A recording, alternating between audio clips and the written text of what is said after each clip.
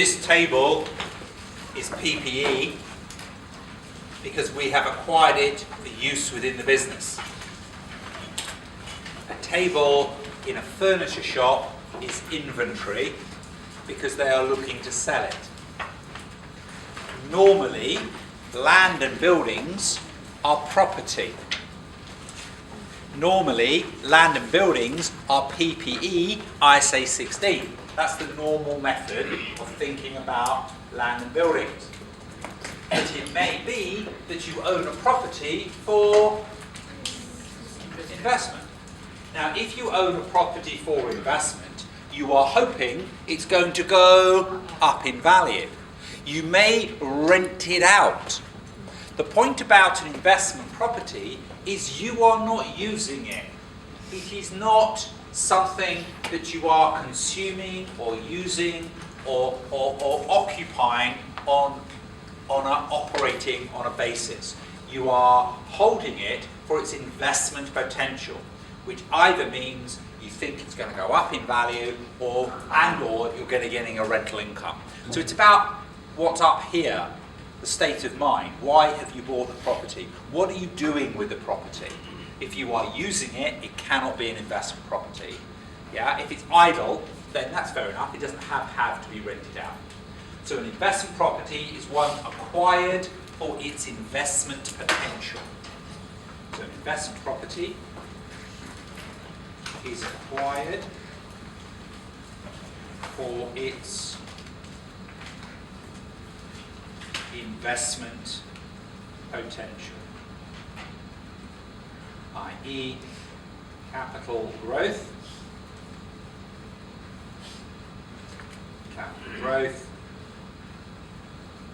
rental income, capital growth and or rental income. So it is acquired for its investment potential. In other words, capital growth or rental income. It can be idle. It cannot be used by the company.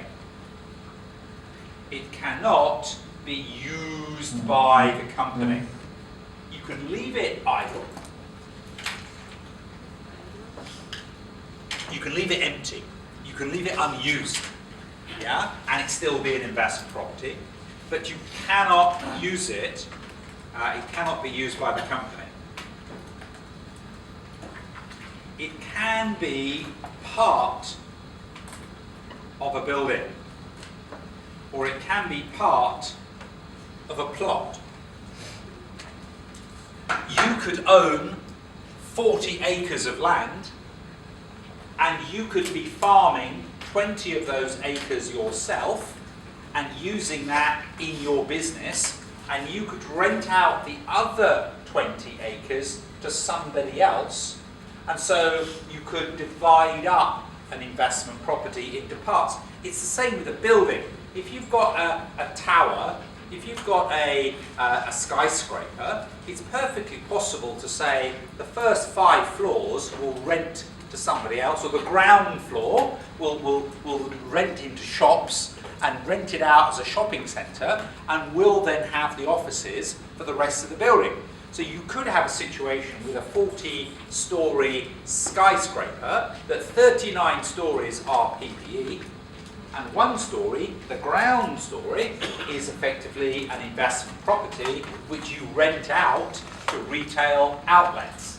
That's a perfectly feasible thing to be occurring. If you do have an investment property, sometimes you end up providing security, or you end up providing additional services. You've got to be very, very careful. Those additional services must be minimal, because otherwise you're then running a hotel and running a business, and that's not an investment property. So any additional services must be minimal. Any additional services, ancillary services, any additional services must be minimal. So investment property can be idle, can't be used by the company. It can be a part of a building or a part of a plot, and any additional services must be minimal. There's an accounting policy.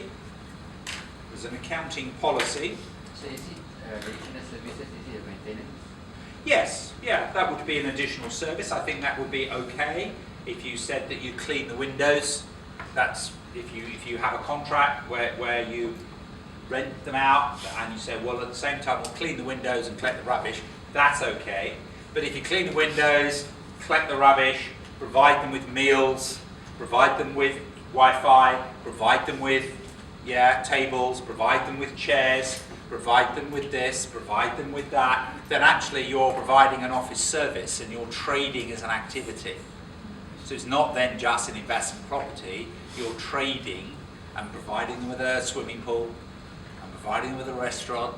I mean, so again, judgment, there's a line somewhere, but a bit of maintenance, why not? A bit of window cleaning, why not? Yeah, but not providing them with a service. Yeah, they're just renting it. Accounting policy, and the accounting policy would have to apply to all of your investment properties. If you've got 5 investment properties, all 5 must have the same policy. Now the choice of your accounting policy is either cost or fair value. Cost, less depreciation. Fair value, there would be no depreciation. And with your fair value, the gain or loss goes to P&L. So you have a choice. You have an accounting policy choice. And you have to apply this choice to all of your properties. If you have cost, fair enough, less depreciation. Alternatively, if you have fair value, there will be no depreciation, but you will have your gain or loss through the P&L.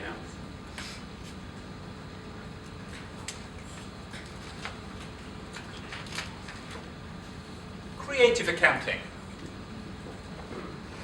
Lack of integrity. Lack of ethics. Creative accounting.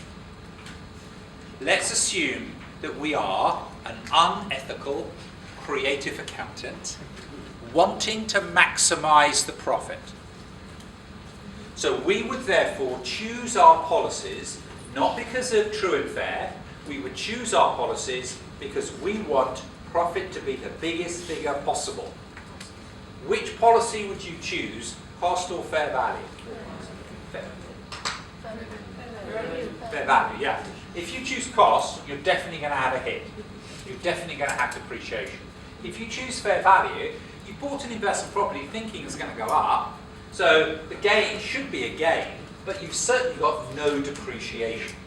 So fair value, this is used by creative accountants.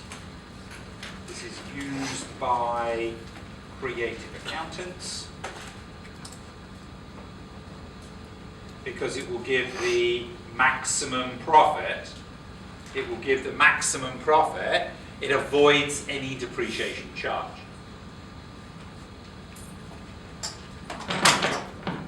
We've done the framework. We talked about the characteristics of useful information. So maybe I am an ethical accountant. Maybe I am an ethical accountant who is interested in making the information as useful as possible to give a faithful representation, to give a relevant picture. If I am wanting to tell my users the most relevant information, do I choose fair value or cost? If I want to tell my users the most relevant information, do I tell them cost or fair value? Fair value, yeah, because fair value is up to date. Fair value enables them to understand whether I made a good investment decision or not. If you keep it at cost, as a user, you can't judge whether that investment has gone up, how much it's gone up in value. But if you use fair value, it's up to date, it's predictive. So this policy is used by ethical accountants wanting a relevant policy, wanting to give a true and fair view. You know what I'm saying, don't you? Yeah. Everybody uses fair value. You know, yeah? Fair value will be used by ethical accountants wanting to give a relevant picture, wanting to give a true and fair view. So I find it a very strange standard that there's a choice, but the reality of it is there isn't a choice. The reality of it is that everybody uses fair value, and I don't know, and unless you look in their hearts, you don't quite know why they're using fair value, either because they think, oh yes, it gives us the big profit, or they think, oh, it's the truest and fairest view. So, you know, you can relate things back to the framework, you can relate things back to ethics very, very easily. Shall we move on? What do you think of investment property? I don't think it's a great thing. Yeah, let's move on. Let's move on. Maybe we'll come back to something a little bit later. Let's have a look at government grants. Let's keep the kettle boiling. Keep the kettle boiling.